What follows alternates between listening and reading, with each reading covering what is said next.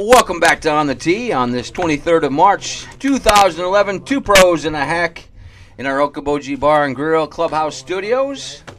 And, of course, it's Wing Wednesdays at all Okoboji locations, including Ankeny, Johnston, Ames, Pleasant Hill, South Des Moines.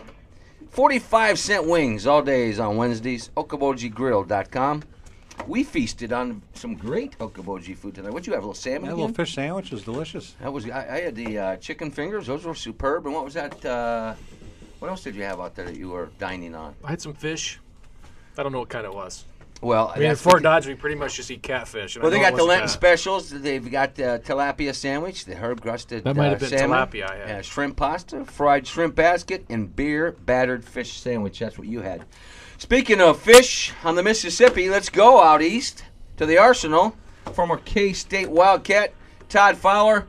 First question out of our mouth this evening is, who was hotter, Raquel Welch or Elizabeth Taylor in their prime? Kevin Kwok, when he misses a really long putt just off the edge, he says it's a Raquel Welch. He said it looked really good for a really long time, so I'm going to go with her. Well, that's been the consensus with the exception of the grandpa here in the studio. No, I did say Raquel, too, so enough of that. How you been, my friend? Hey, I'm doing fine. Thanks, guys. Jay, Judd, how's it going? Going real good there, Todd. How's things over at the Arsenal? Well, me and Jake Pullen are kind of wiping away our last tears here, but we're doing pretty good. Rainy, cold day today, but we opened last Thursday, so we're excited to get going. Well, getting beat by those Wisconsin Badgers probably was tough duty for you. Yeah, they did that to us 3 years ago, so it's kind of one of those things where if we can get in a bracket without them or Colorado, I think we'd be all right. We can beat maybe anybody else. I don't know. Todd, it's been so long since I've had a team I could root for in the NCAA tournament. I blocked you out at, about time you start talking. What's wrong with North Carolina? You got Harrison Barnes. You like Ames. That's Titletown to your buddy here right there. No, I'd rather root for Duke than North Carolina. Nothing against. I just more of a Duke guy. You're just against anything Horty does. That's true. Well, have you guys opened up yet? And if you haven't, when will you open up? We did. We opened last Thursday, so we've been open a week now, and we had some nice weather, and we've had about 3 good days since then, but it looks like we're going to be shut down for about 4 more. We'll be open, but I don't know anybody in their right mind that would play. It's supposed to be in the 30s this weekend, but we're ready to go. We got a few, got the green spot, got the holes changed a couple times, so yeah, we're ready. It's good. I hate to tell you, but I'm looking right across at a guy that probably would take a run out there and play it in the 30s, Mr. Gibb. Yeah, those guys are pretty hardy. Jay and Judd, they like to play. They'll get out there and play in anything. Well, it's the best time of the year to play. You never have to wait for anybody. Yeah. I was going to say, the Arsenal sits kind of low, and then you got a lot of tree cover there. I mean, 30 degrees probably feels like 45 out there when you're out there playing.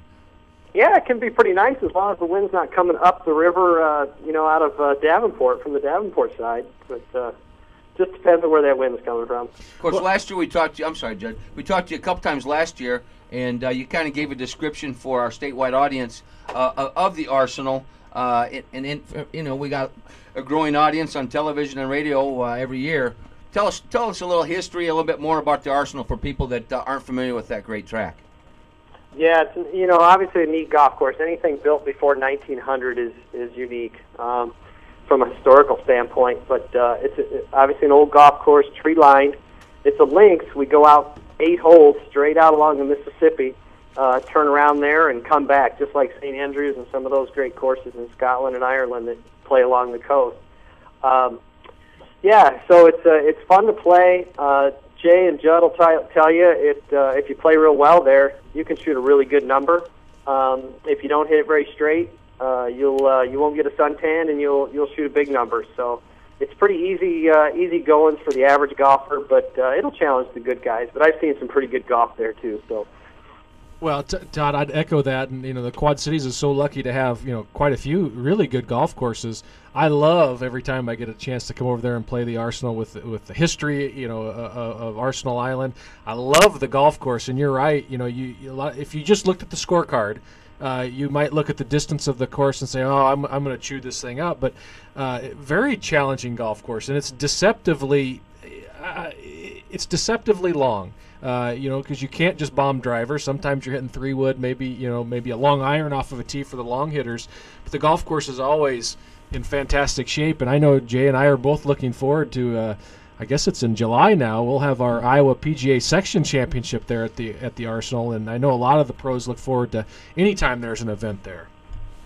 Yeah, I'm really looking forward to that. We kind of fell into that through the back door. I figured one of the big golf courses, the long golf courses, would have snagged that up, and being a club car account, we're eligible, and Troy kind of said, hey, could you do it? I would love to do it. So I agree with you. You know, you guys were talking about Corey Pavin earlier. I'm the Corey Pavin of the Iowa section. So that's if I hit it really solid.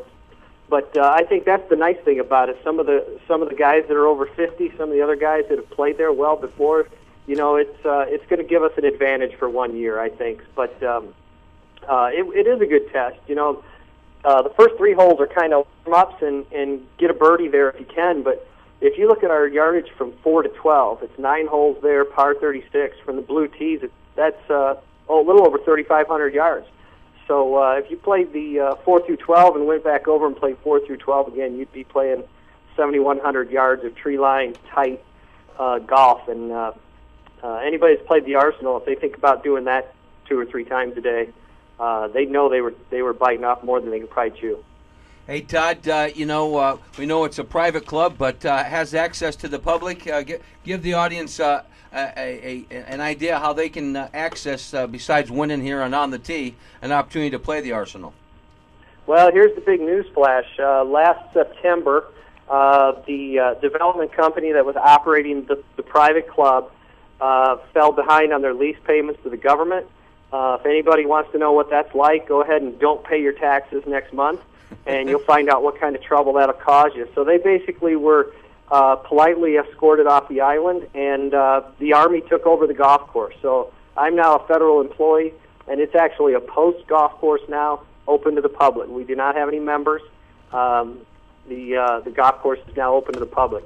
You can get a season pass if you'd like. You can pay a daily fee if you'd like. So now we're in a new era of golf in the Quad Cities with the Arsenal Island Golf Course being open to the public, and definitely part of the community again.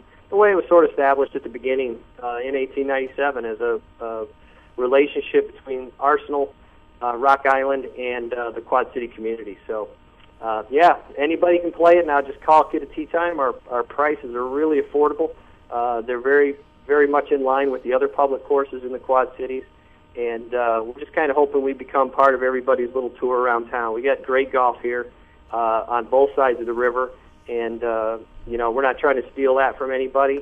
We just want to be a great part of that. So anybody can come enjoy the golf course now. Were you two paying attention? He said anybody can come play, and that includes me and the Hack Nation, you clowns. I'm not sure he meant anybody. They were making it sound like it was an elite location last year that I probably wasn't going to have access to. The only thing that makes me a bit nervous is you're on the base, and they probably do a thorough background check, don't they? You know, you do have to show your driver's license, whether you're driving or not. So, there's some guys out there that might want to go to the State Department and get their state ID because their driver's license is being held under suspect right now. But, other than that, you tell them you're going to the golf course.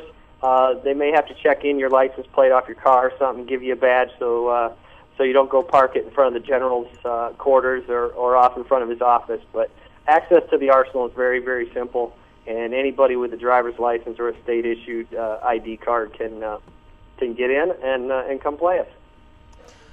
You had a question there, Mike? No, I was just going to add, Todd, I mean, before you invite Mike, he's kind of one of the children of the 70s, and there's a better-than-average chance he had, kind of a hippie kind of hair going, maybe burn a draft card or something. So, I mean, don't partner up with him too much. He might be escorted off the grounds. Is that what you're saying? They don't allow us to bring a list or vouch for anybody coming in. You got to get through the gate, and then if you can get to our door, we'll let you play. But if you can't get past the guards, really, you're on your own. My chain of command doesn't go high enough.